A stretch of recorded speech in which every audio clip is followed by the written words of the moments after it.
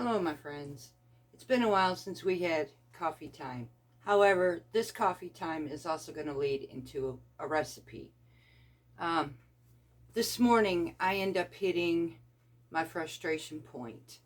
And when I hit that frustration point, it became not just for me, but for each and every one of you too who are in the situation that we are. Yes, we are a homesteader. Yes, things will get better as far as doing homesteading things. But again, as you all know, that I am also hitting in two areas in here. We are also low carb because of my type 2 diabetic husband. Now, it seems at this point on Sunday when we sprung ahead, changing our clocks ahead an hour, we sprung straight into winter of this new year. It's crazy. I'm covering my lettuce and everything, but it's looking pretty harsh. I thought at this point that it was supposed to be 2 days of frost. I have watched this pattern for so long, and it jumped straight into day 3, just like it's always been. So when I see it for 2 days, I know to prepare for 3. However, sometimes you just can't prepare.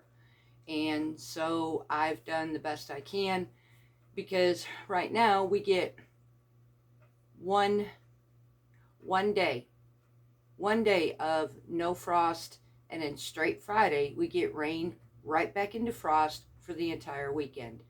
Will my plants make it out here? I don't know. I'm doing the best that I can to cover them, but I may end up reseeding everything and starting over. That's not where my frustration is. So we are heading into spring sooner or later. Once we hit spring, we know that usually summer comes upon us very quickly. Many of us get invited to get-togethers, or we have social gatherings, and a lot of them have to deal with barbecues and things like this. Now, for a type 2 diabetic, this can be very tricky. This can be very hard. And one or two things happen, and we have done both. Truthfully, we've done both because we have a goal. And I don't know how many of you are in the same goal area as us, but our goal is to help my husband get completely off his medication. He's already cutting it in half. Well, next week we find out if we succeeded to be completely cut off of it. But here's the thing.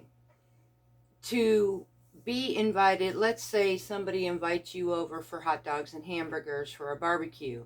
Now, most generally, those ingredients consist of your buns, your hot dogs, your hamburgers, your chips, dips, and all of this stuff, your potato salads.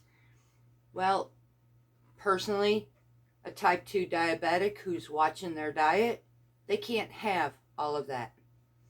The hot dogs, or let's go with the hamburger. Yes, he can absolutely have a hamburger as long as he subtracts that bun. High carbs. High carbs, it will spike him every single time. Now let's talk about the hot dog. Now, you would think if you left the bun off that hot dog, you would be safe. Maybe. It depends on what type it is.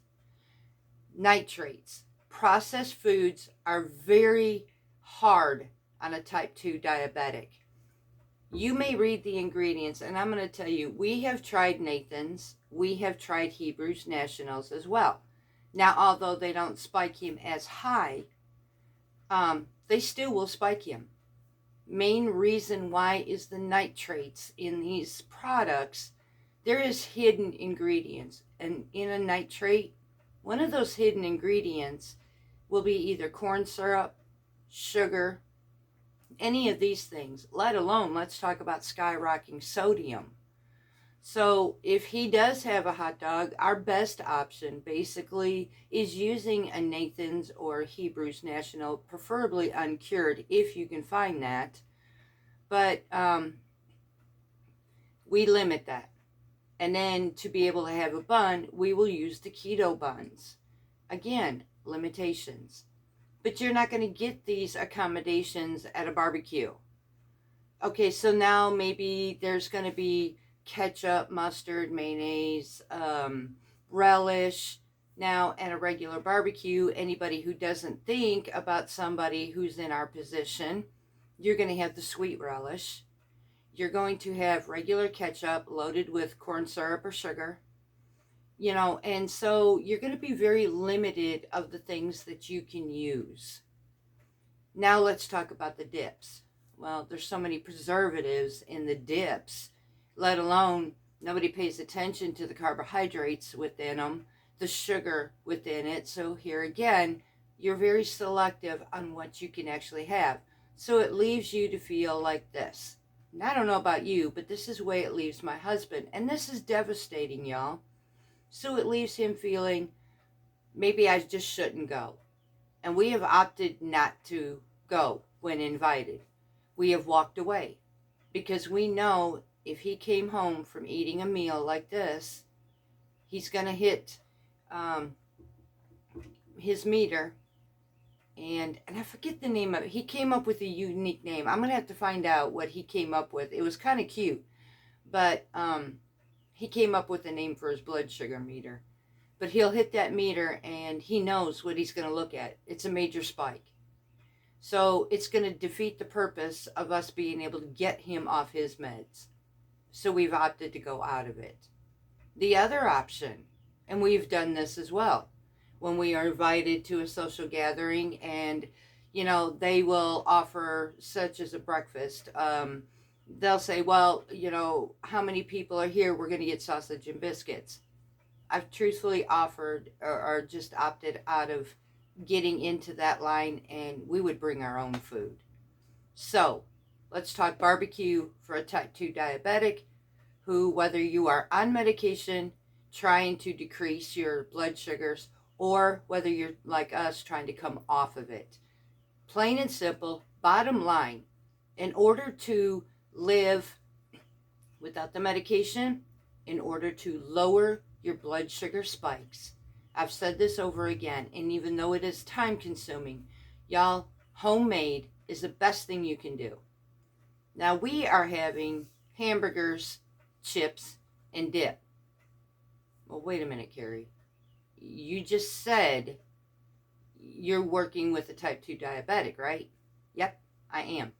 And I'm going to give you some ideas for chips that are not, I'm not talking potato chips, because basically that's all at every barbecue as well, or every gathering, because honestly, it's cheap food. I get that.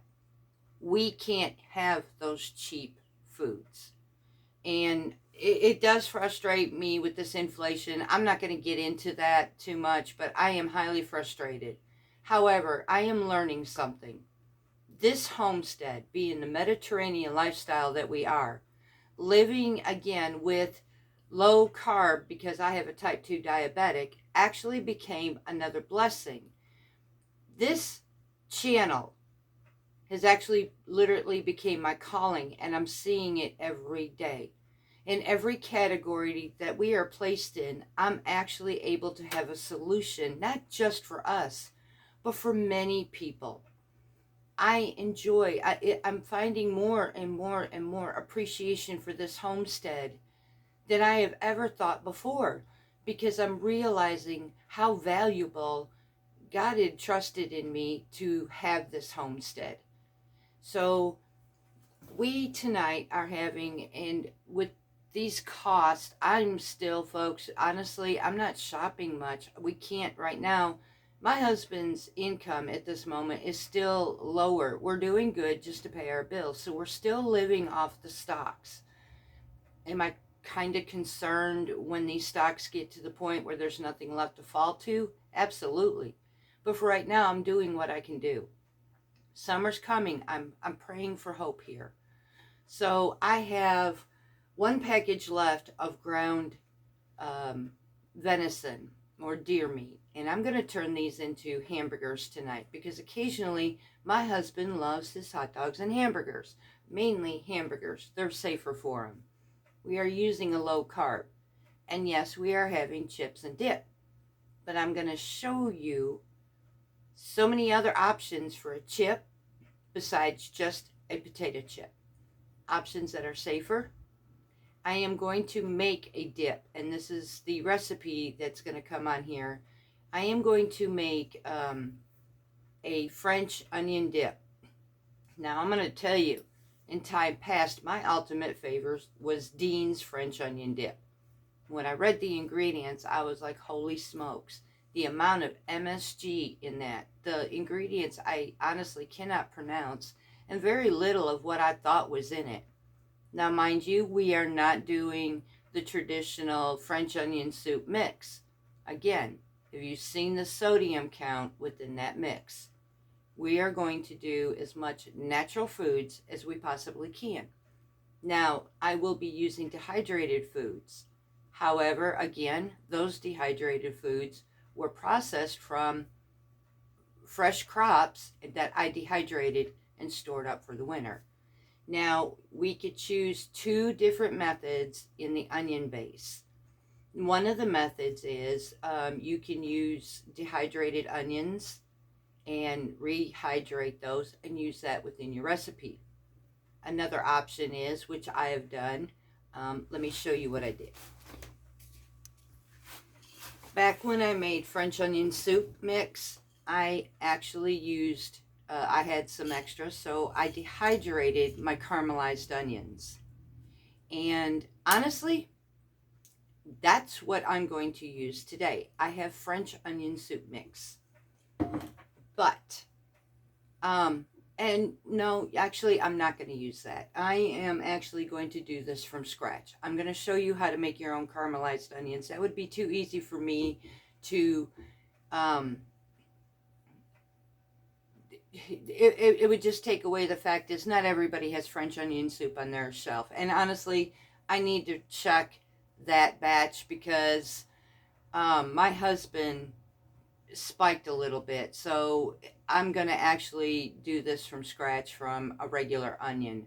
So, and instead of using unsalted butter, I'm going to opt to use homemade ghee. Now, ghee, let me explain this. Even in homemade, ghee is still a butter source. However, here is what was eliminated from it. In butter, you have your cream, you have water, and then you have the full fat. Now, with that full fat, you end up getting, you eliminate the sugars and the milk base inside that butter.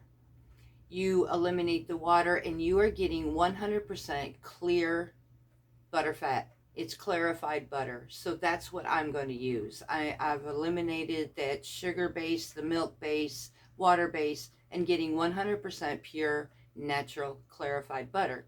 So that's what's going to help with our caramelized onions. So let's go over there to the stove, and I'm going to show you how to caramelize your onions to use this for your onion dip. Okay, y'all, so we're going to set our stove on. You want to do this at medium low.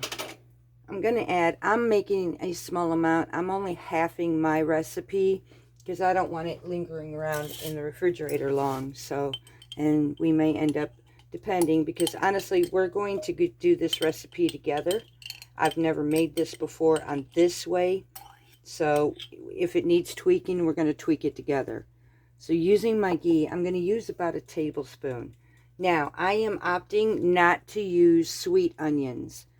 The reason why is because when you caramelize it, the sweetness and the sugar within it will enhance even more. So I'm using a regular yellow onion. It will still bring the sugar out on it, but not as strong as if I used a sweet onion. And I'm thinking that's where my problem came into on the French onion soup.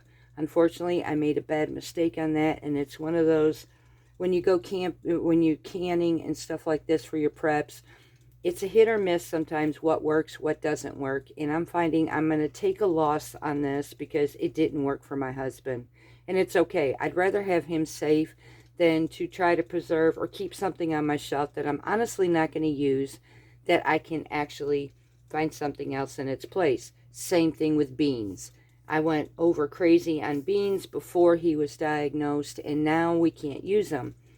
Does it hurt to take a loss? Yes, it absolutely does. But when I think about his health, it doesn't hurt so bad, because I would rather have him safe than to try to keep something that I know he can't eat.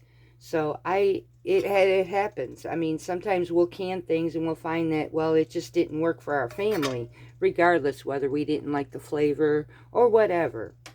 So that's what I'm thinking where my biggest mistake was, is I used sweet onions in that batch. So I'm not going to do that this time.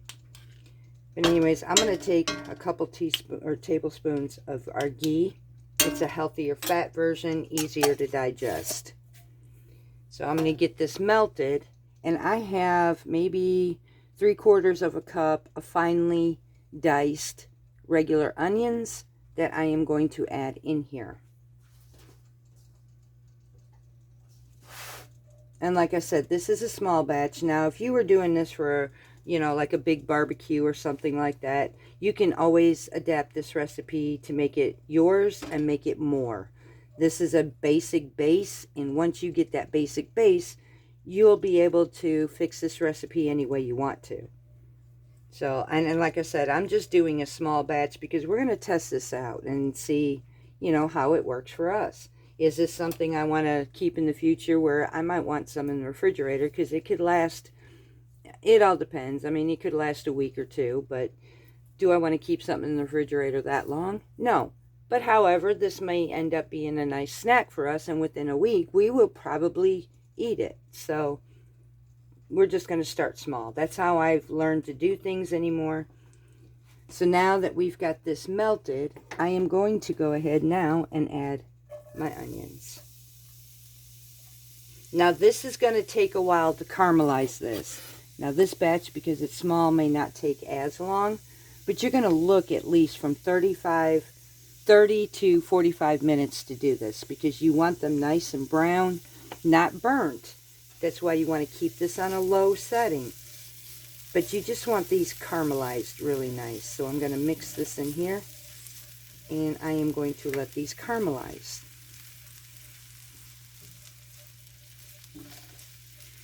It's as simple as this. I don't add salt or nothing like that to this right now. I don't really plan on doing it. I'm going to make up my dip and use this in it. So we're going to let this caramelize, and I'm going to bring you back over to our coffee station, and I'm going to talk to you about optional chips that you can use for this dip while these are caramelizing. Okay, so some of the options, and yeah, I just had, while I was setting us up over here, I had a mishap, and I just cracked my phone. So I'm hoping you guys can still see everything okay.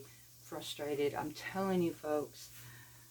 Some of the options that you can use for your French onion dip, number one would be celery. Potato chips have that crunch, so we kind of look for that crunch, but we're going to opt for healthier versions for a potato chip. Another thing you can do is you can use things like bell peppers or cucumbers cut into discs, and, you know, make like a potato chip form. Or how about some radishes? Same way. We can cut them into circles and make them opted for a chip. Now, granted, they don't have that salt flavor. So when we think of a potato chip, we've got that crunch and that salt. You can lightly sprinkle your vegetables at this point with maybe a garlic salt, and that will give you that crunch and that salt to dip in your dip. A few other options you can do, and I'm going to show you a mix that you can use. However, again, extremely moderations, because these could add carbs to your ingredients as well. Okay, so another option if you want an actual chip. Now, I have made these before and it has worked. You want to opt to, it's like making a Dorito. You can make, using the low-carb tortillas, you can air fry them, put them in your oven, make them crisp, and while they're still warm, you can actually add them to a plastic bag, Ziploc bag, or whatever, and opt to add a cheddar cheese flavoring, white cheddar cheese flavoring, or even you can make your own like sour cream and onion flavor or Cool Ranch flavors. So these are other options that you can do to make an actual chip if you wanted as well. However, I will tell you, use these moderately. In 1 tablespoon, this will go a long way. So 1 tablespoon of this nacho cheese flavoring. Now this comes from Hoosier Hill Farms. I ordered these online on Amazon, and these have 3 grams of carbs, and it's got 2 grams of sugar. And although this is low, the least you can use just to get that flavor or that touch to make it seem like a Dorito, that is an option you can do. So you want to cut, for me, I want to be able to cut the carbs, and mind you, we're low carb, so we're not particularly under 20 grams, but we do try to still watch the amount of carbs because everything we eat adds up. So with that, I'm going to choose to use fresh vegetables instead. I still get that crunch. We still can get that salt by using, garlic salt or just regular sea salt. So, my hair's a mess today, y'all.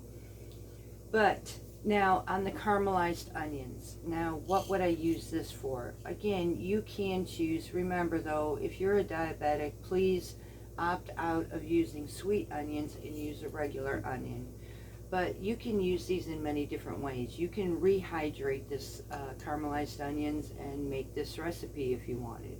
You can use them for sprinkling on the top of your salad, or you can use them in marinades. There's so many different ways you can do this. So if you ended up making too many onions that you were making a dish for and you don't know what to do with the rest of it, well, you can freeze them, or you can dehydrate them and use them for other meals and put them on your shelf. So we are going to concentrate right now on these onions, and then we're going to get into this recipe. So I'm hoping any of this will help you. To be honest with you, we run into the problem with, and I guess this is where I get frustrated. We run into the problem of folks know our situation. You know, they know that my husband is type 2 but diabetic. They know that we got a goal of getting off this medication, but it requires sacrifices. But to continually keep inviting us, knowing that we can't have this or can't have that, and continue because we don't fit in the norm. And I get that. We don't fit in the norm. But that's going to eliminate us. We're not going to be able to socialize, fellowship, or anything else with anybody else that does that. And it kind of gets to your spirit, you know, that it hurts those feels, you know. So again, we can opt to bring our own stuff. Say we wanted to bring potato salad, only for us it would be cauliflower potato salad. But to be able to bring something for us all the time, that kind of hurts, you know. And if it meant that's what it took, then we will absolutely do that. But it's the point is, when you continually keep getting invited to the situations where, you know, the accommodations will not necessarily be made for you, folks, please understand that. We live in a different side of norm, and norm doesn't recognize us. Is it because they're not educated, or they just don't want to listen? I don't know. I don't have that answer. All I know is we're in this situation. I'm making the best out of this. So when it comes to barbecues for my husband, even right now, because this is technically, he was diagnosed June of last year, and I was so new to everything. I didn't honestly know how to do this. So I am now into 9 months total. Our weight loss, his decrease in his medications, it's all had been working. So I'm looking towards summer this year. He absolutely loves grilling, and I get that. I mean, that's amazing. It's the healthiest way you can do anyways. But I'm looking at the things that he can have for this summer. And so I've advanced enough to learn how to accommodate our food to make it as normal as possible, but yet safe for him to eat. So let's go back to our onion dip. Okay, so this was a small batch and our onions are now caramelized enough. Remember, you want to do this low and slow. So I have done a small batch of this because usually these do take a little longer to do. So now I'm going to set this aside and let these cool off. And while these are cooling off, we're going to go ahead and do the rest of our ingredients. So let's set you up and we will get to this. Okay, like I said, we are going to half this recipe, but I'm going to give you the original. Now, the first base is 2 cups of sour cream. I'm actually only going to use 1 cup of sour cream.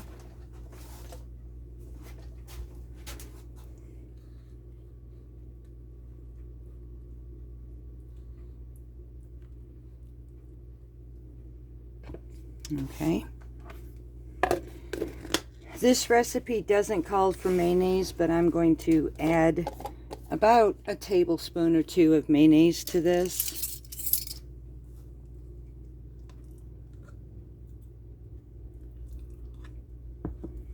You'll find a lot of versions will use the French onion soup mix, or they'll use cream cheese. I'm not using cream cheese in this. I don't see the need for it. It just doesn't seem right to me.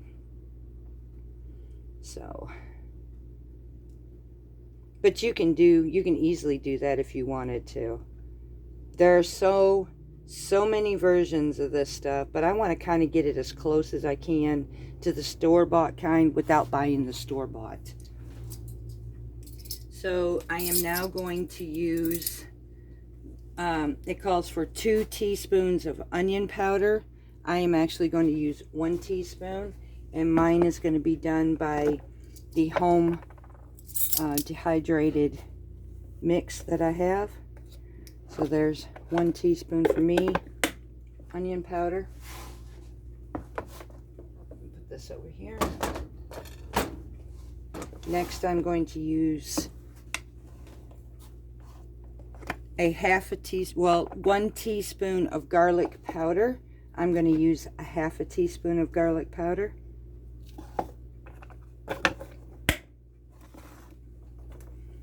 It calls for 1 teaspoon of parsley. Now, parsley is a pretty neutral base, so I may go ahead and just add the whole teaspoon of that in here.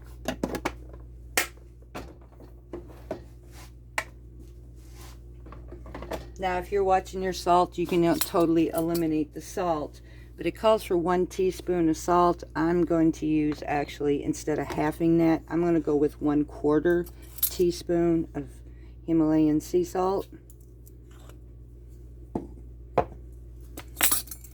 And it calls for 3/4 teaspoon of pepper. Just go by your eye and your taste.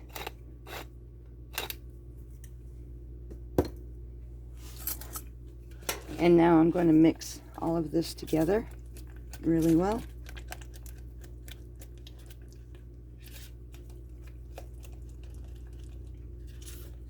And I will add the recipe to this in the video in the description below for you. And we're going to let this now, this is going to be for supper tonight, so it's going to sit basically in the refrigerator for the rest of the day to marry the flavors in it. Some people will use it a couple hours, some will actually do overnight to get those flavors to blend in here. But I'm just going to use mine for a couple hours. But they say the longer it sits, the better it tastes. So if we like this enough, I may just go ahead and make another batch and just let it sit overnight. So now I'm going to take our caramelized onions at this point.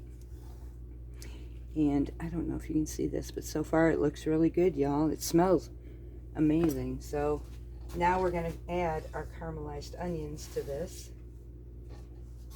And I'm going to strain mine on a paper towel, so I can get that fat out of it, because I really don't want that fat inside of my mix. So let me get this set up. Okay, so I had strained them, added it to my mix, and now I'm just going to mix this up really well.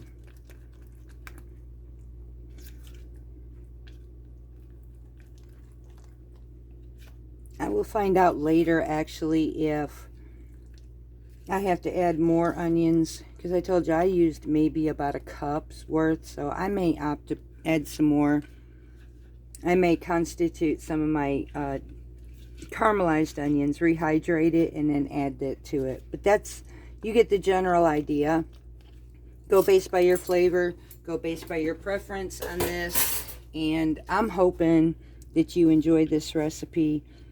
I'm hoping that everything that I had brought up today will help you in the future on things that you know that you can do. But it comes down to this, folks. Again, if you want anything good, if you want anything that will work better for you, homemade is the way to go. So until next time, much love to each and every one of you. I hope I helped somewhat towards your summer and you look forward to new things. And until next time, much love, and we'll see you again from Parton's Heritage Homestead.